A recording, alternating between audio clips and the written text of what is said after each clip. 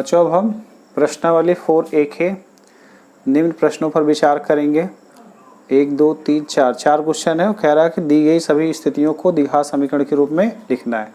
कहने का मतलब ये जो प्रश्न दे रखे हैं इनको हमको द्विघात समीकरण में बदलना है। तो चलिए देखते हैं पहला क्वेश्चन क्या कह रहा है। यानी क्वेश्चन नंबर जो 10 है इसको हम कैसे सॉल्व करेंगे।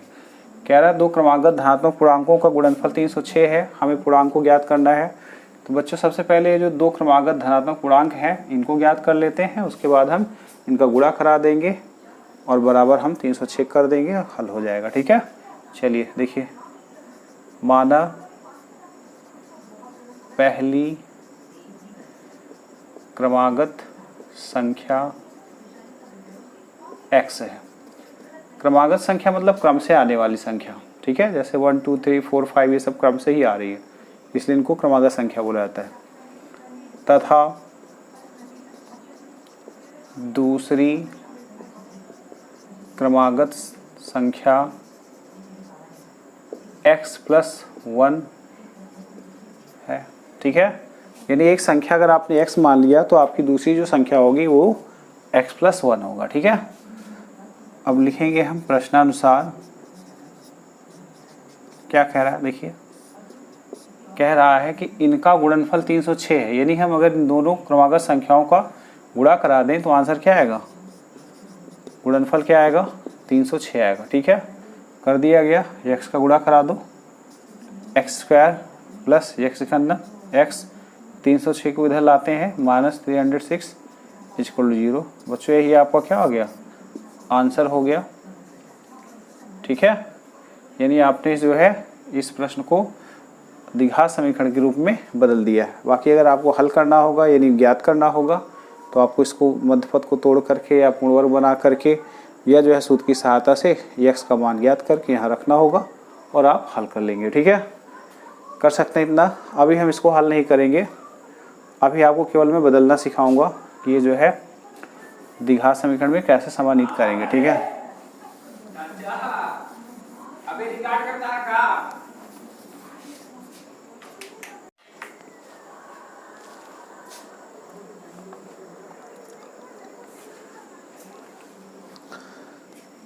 बच्चों हमारा दूसरा प्रश्न कह रहा है एक रेलगाड़ी 480 किलोमीटर की दूरी समान चाल से तय करती है। यदि इसकी चाल 8 किलोमीटर/आवर कम होती है तो वह उसी दूरी को तय करने में 3 घंटे अधिक समय लेती है। रेलगाड़ी की चाल ज्ञात करें। ठीक है, सबसे पहला काम जो अज्ञात है हम उसको मान लेंगे।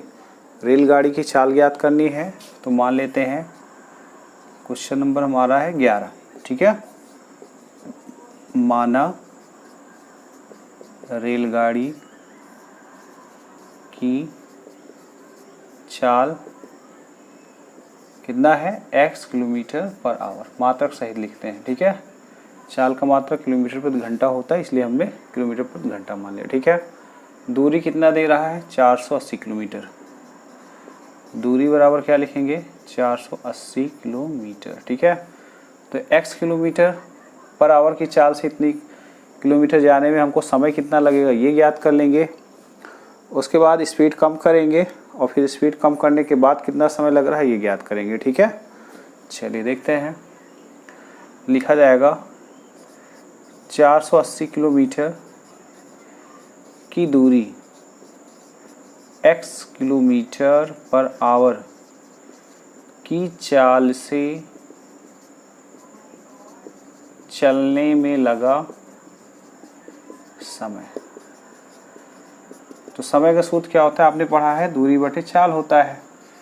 दूरी बटे चाल, समय बराबर दूरी बटे चाल। तो दूरी कितना है हमारा, 480 दे रहा है और चाल कितना दे रहा है, 1 किलोमीटर/आवर दे रहा है।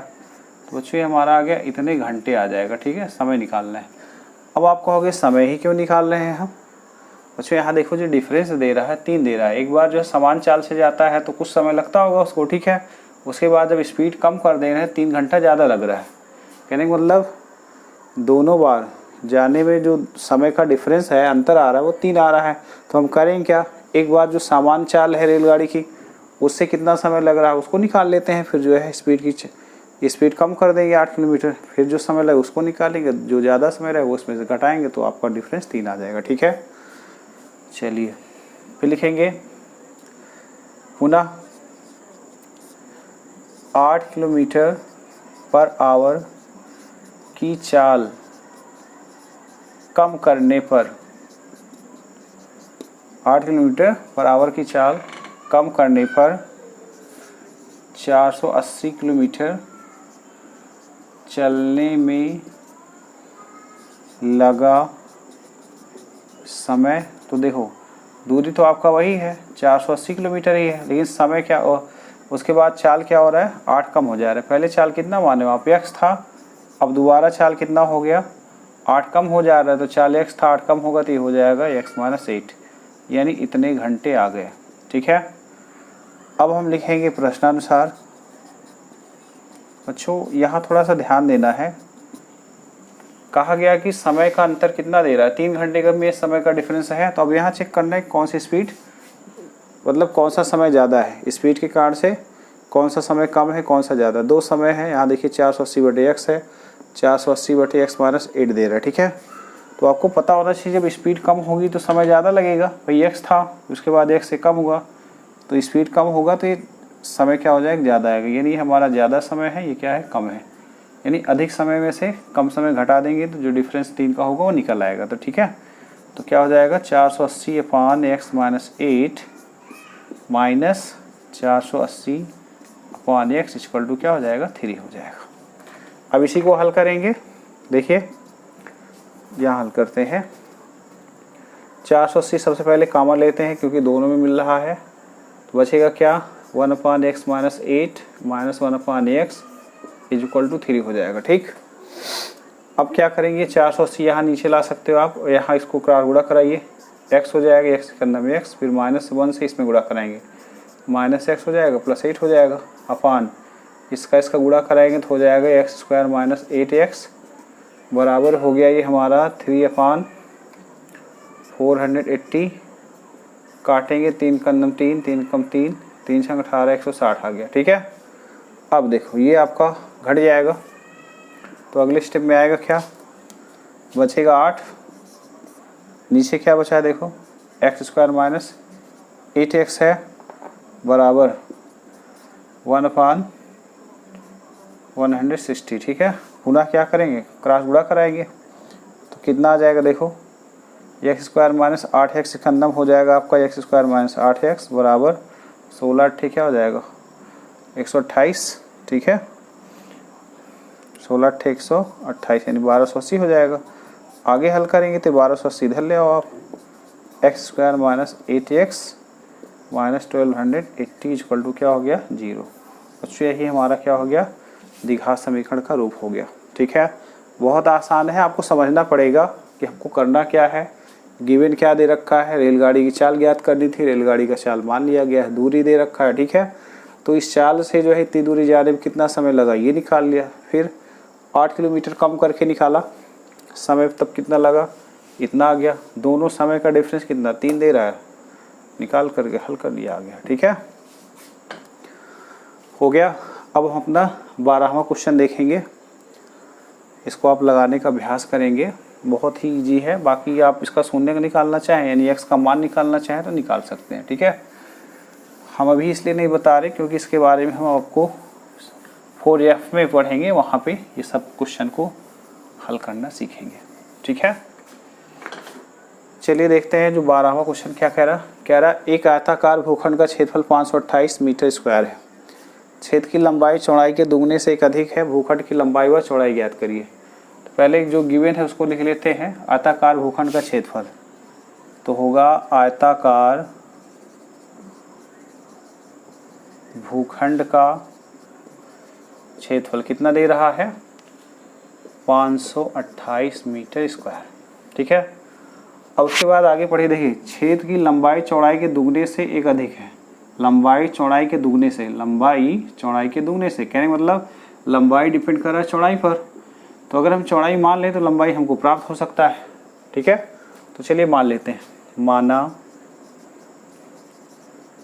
आयताकार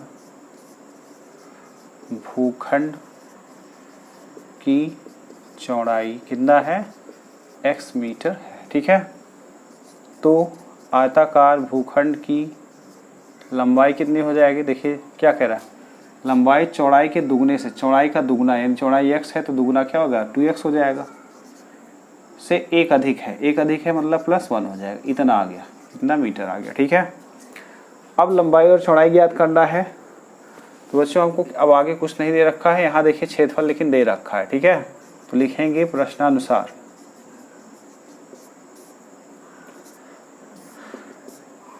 क्षेत्रफल दे रहा है, तो क्षेत्रफल हम ऐसे भी लिख सकते हैं, आयताकार भूखंड का क्षेत्रफल इक्वल टू लंबाई गुणे चौड़ाई बराबर 528, ऐसे भी लिख सकते हैं। तो लंबाई कितना दे रखा है 2x + 1 दे रहा है, चौड़ाई कितना दे रहा है x आपने माना है, तो हो गया 528। इसको हल करिए, हो जाएगा 2x² + x बराबर 528।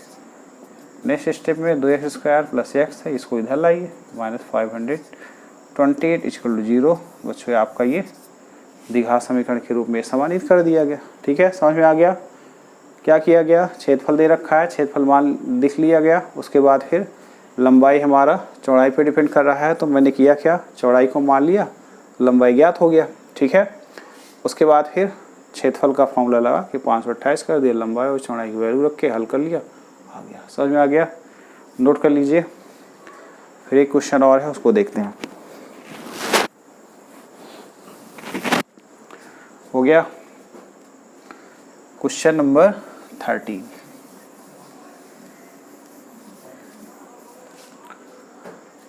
क्वेश्चन नंबर 13 कह रहा है, रोहन की माँ उससे 26 वर्ष बड़ी है, यानी अगर हम रोहन का मान लें तो उसकी माँ का निकल आएगा। ठीक है, और उनकी आयु का गुणनफल अब से 3 वर्ष पश्चात 360 हो जाएगा, यानी 3 साल के बाद अगर उनकी आयु का गुणा कराया जाएगा तो 360 हो जाएगा। रोहन की वर्तमान आयु ज्ञात कीजिए। तो सबसे पहले हम रोहन की वर्तमान आयु ज्ञात कर लेते हैं। माना रोहन की वर्तमान आयु x वर्ष, ठीक है, तो उसकी माँ की वर्तमान आयु कितना होगा, 26 वर्ष ज़्यादा है तो x प्लस क्या हो जाएगा 26 हो जाएगा। माना रोहन की वर्तमान आयु बराबर x वर्ष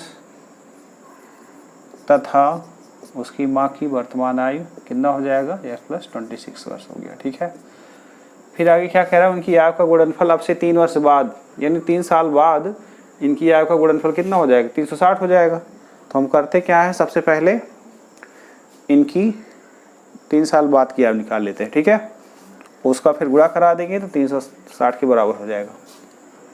रोहन की 3 वर्ष बाद की आयु, तो बाद की आयु निकलती कैसे है, वर्तमान में हम जोड़ेंगे तब। ठीक है, वर्तमान की एज क्या है x है, 3 साल बाद ये 3 साल और बढ़ जाएंगे, x प्लस 3 वर्ष हो जाएगा। फिर आगे देखिए, रोहन की माँ की 3 वर्ष बाद की आयु कितना हो जाएगा, अभी देखिए x प्लस क्या है 26 है, 3 साल बाद 3 साल और बढ़ जाएंगे तो कितना हो जाएगा x प्लस 26 3 हो जाएगा 29 वर्ष। ठीक है, अब आप लिखेंगे प्रश्नानुसार। ठीक है, प्रश्नानुसार क्या कह रहा है, इनकी आयु का गुणनफल क्या हो जाएगा 360, यानी इनका हम गुणा करा दें, यानी x प्लस 3 का और x प्लस 29 का, तो कितना आ जाएगा 360 आ जाएगा। चलो इसी को हल कर लेते हैं, द्विघात समीकरण में बदल जाएगा। x का x में गुणा होगा x स्क्वायर, x का 29 में गुणा होगा 29x, फिर 3 से करेंगे तो 3x हो गया, प्लस 29 का 3 में करेंगे गुणा करा देते हैं 27 यानी 87 हो जाएगा, 3 में 27, 3 में 6 2 8 87 हो गया, बराबर 360 हो गया। नेक्स्ट स्टेप में x स्क्वायर प्लस 29 3 कितना हो जाएगा 32x, इसको इधर लाएंगे तो 87 है, ये माइनस हो जाएगा 360 = 0। तो क्या आ गया x स्क्वायर प्लस 32x घटाएंगे 10 में 7 गया 3, 5 में से यानी यहाँ बचेगा 5 यानी उधार ले जाएंगे 15, 15 में से 8 गया 7 बचा, यहाँ बचेगा 2, 273।